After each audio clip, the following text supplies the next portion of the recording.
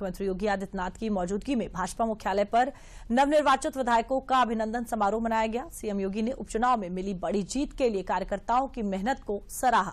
साथ ही इसे 2027 में होने वाले विधानसभा चुनावों का आगाज बताया। देखिए ये रिपोर्ट। यूपी उपचुनाव की 9 में से 7 सीटों पर प्रचंड जीत के बाद बीजेपी इस जीत की लय और उत्साह को लगातार बरकरार रखना चाहती है। शुक्रवार को बीजेपी मुख्यालय पर नवनिर्वाचित विधायकों का अभिनंदन समारोह आयोजित किया गया, जहां सीएम योगी ने उपचुनाव में मिली बड़ी जीत के लिए नवनिर्वाचित विधायकों और पार्टी कार्यकर्ताओं की मेहनत को सराहा।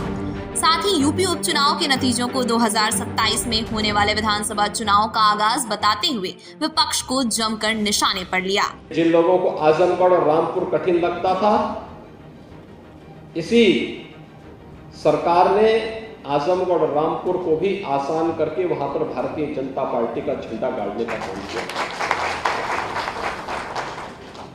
जिन्हें कुंदरकी और कटेहरी की चुनौती लगती थी, वहां पर भी भारतीय जनता पार्टी का झंडा फिर से गड़ा है। चाहे वह कुंदरकी हो, चाहे वह कटहरी हो, चाहे वह फूलपुर हो, चाहे वह मझवा हो, ये सभी सीटें लोग अपना अपना विश्लेषण प्रस्तुत करते थे, लेकिन उन सब से अलग हट करके एक एक कार्यकर्ता की मेहनत, एक एक जो पदाधिकारी और मंत्रीगण वहां लगाए गए थे, उनकी प्रयास, उनके स्तर पर बैठ करके उन्होंने जो रणनीति वहां पर तय की, वह हम सबके सामने इस रूप में आई है।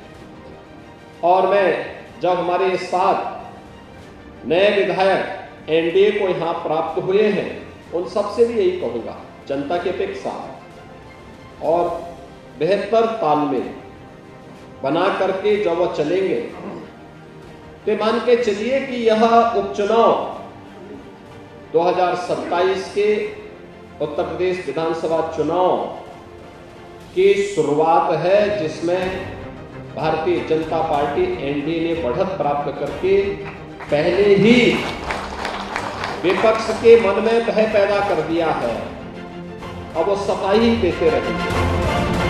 सीएम योगी ने उपचुनाव में मिली प्रचंड जीत का जिक्र करते हुए 2027 में फिर से कमल खिलाने के लिए कार्यकर्ताओं को कमर कसने और मिशन मोड में काम करने का संदेश दिया। सीएम योगी के इन बयानों से साफ है कि उपचुनाव में मिली जीत के बाद अब बीजेपी का सारा फोकस 2027 विधानसभा चुनाव की तरफ है।